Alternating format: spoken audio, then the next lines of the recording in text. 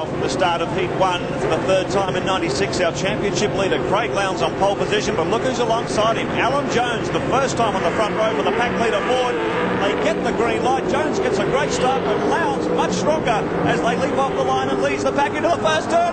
And Larry Perkins, and I think it's the second pack leader car, and Paul Romano have tangled right back in the pack. You can see them flying across the pit exit road. So those two off the racing line. We're interested to see when they come for the first time. Yellow flags waving meanwhile at the front. The field sweeps over the hill for the first time. It's Craig Lowndes in command from Alan Jones, Peter Brock in the second Mobile Holden Racing Team car. Let's have a look at that on replay again. You can see the pack shuffling around. Bang, there's a collision there. I think Wayne Gardner caught up in that as well. Perkins and Romano flying off the track. Shades of 1995, and the Dashman John Bow ended in similar circumstances in the clash off the start line. Well, Larry had made a terrific start there because he was 3 rows on the grid behind Paul Romano, and yet by the time they'd gone 150 metres, they were dead set level, and they've tangled, and as you saw the result. So Craig Lowndes leaving left off in Lakeside. Absolute domination up in Queensland. He's showing it again here. Big lead as they come across the pits straight for the first time. Alan Jones in second, Brock in third. John Bow on the Shell FAI Ford in fourth, and look at Mark Scaife in the Sega Commodore. Good start leading Glenn Seaton. Yeah, not a good start for Glenn Seaton. Came from 4th position, but shuffled back to 6th already. Let's have a look at that incident again from race camp. Away they go, power down. Castro car up ahead of him. Look at Gardner's the meat and the sandwich here. Power, he gets squeezed between them. Romano goes off the left. Perkins comes around the front to the right. They're both off in the sand.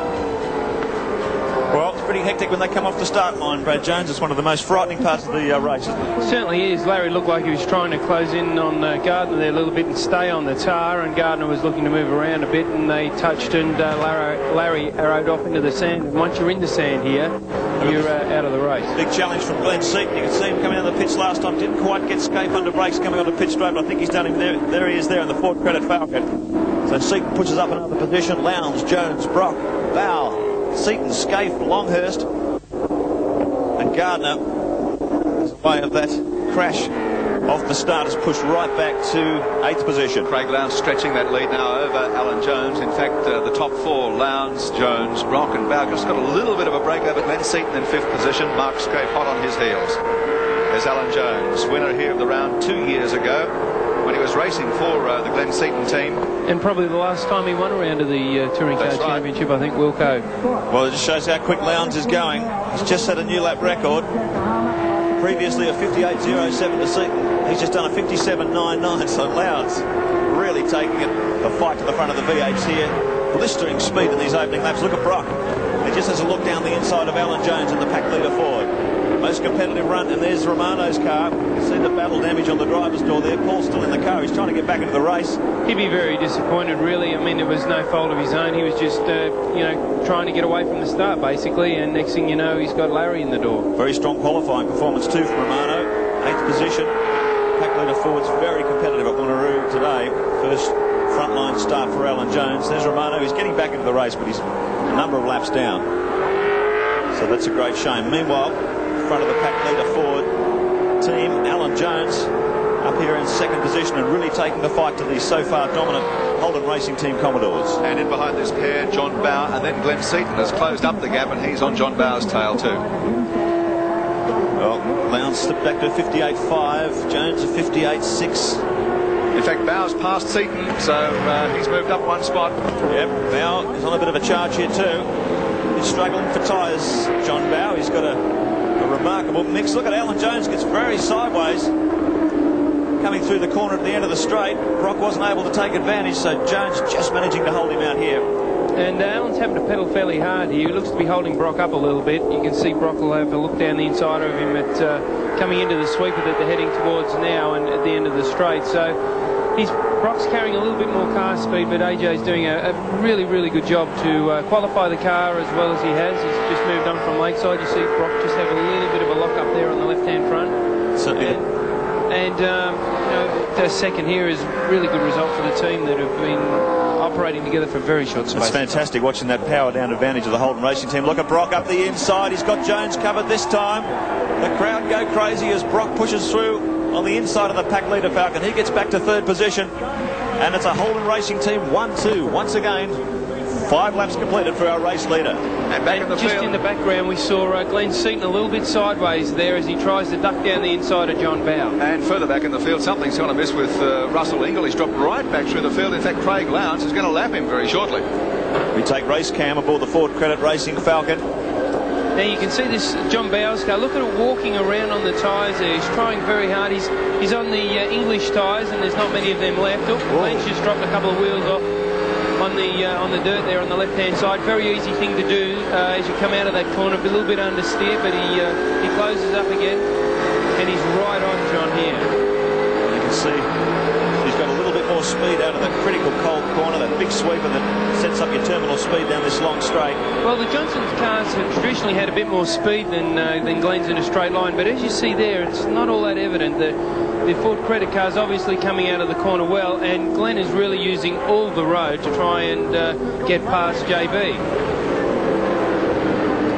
JB just assuming the defensive driving line there on the inside. Glenn goes out, takes a traditional line, and has another go at the back of Bowe. A couple of seconds back behind this order's Mark Scaife and the Sega Commodore.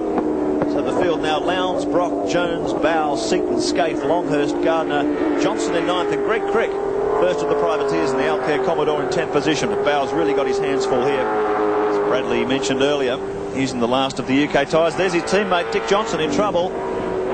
Down through the Bridgestone loop at the end of pit straight. He's gathered it all up, and that's pushed him right down the order. Was running 9th position. Well, Dick's running on the Japanese tyres, which is they've had another go at making some, and a lot of the Dunlop guys are a little bit disappointed on the results. But back to Bowe, he and Seaton here having a ding-dong battle, and I think it's only a matter of time. Glenn really needs to press on. He thinks he's still in the chance for a championship. Here we have Dick Johnson. I think it was out of here he got himself in trouble. Yes, you can say that. But it was a slide and a spin there for Dick into the sand. He was lucky actually not to go right off and get involved there.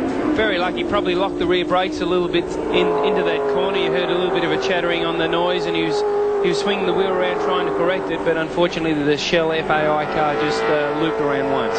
Teammate John Bowe for Shell FAI, the championship, the defending champion.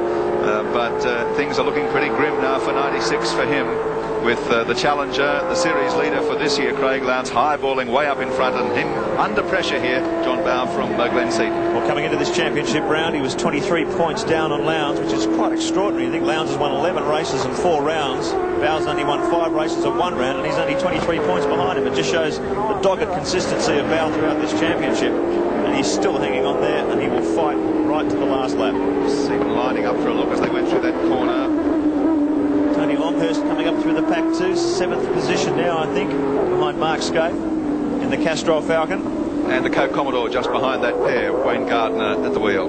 Well, that's current placings you can see on the bottom of the screen there. Tony Longhurst coming under increased fire from Gardner in the Coca-Cola Commodore. Managed to survive that start line incident fairly unscathed. Actually looks like he's holding Gardner up here. Gardner seems to have certainly a bit more speed than him through the sweeper, and running up to him there under brakes. The Coke team have been doing a lot of testing. The Neil Crompton car and Gardner's car that we see here are used extensively in the test program. Oh, and here we have Seaton. Listen to those brakes squealing. Oh, he went very, very, very deep into Yokohama corner that time. Not quite quick enough. Bowe just had enough real estate to sweep across in front of him. And because he was so slow out of that corner, he's lost a few car lengths. But I'm sure he'll be back there pretty quick. Here's Scaife in 6th position. 7th is Longhurst. Gardner in 8th. 6th, 7th and 8th. 2 Commodores in the Falcon locked in this battle. Tony Longhurst, you wouldn't blame him for having a little bit of a scare this morning. Lost a left rear wheel on the Castrol Falcon in the warm-up this morning. Managed to keep it on the track though. And that comes just after that frightening steering failure in the Castrol Falcon at Lakeside a couple of weeks ago. So he's had a couple of equipment failures, and wouldn't blame him if he wasn't feeling too confident. Here comes Gardner really quick into Cold Corner. They're side by side as they come through the sweeper. Longhurst still pretty quick on the exit, but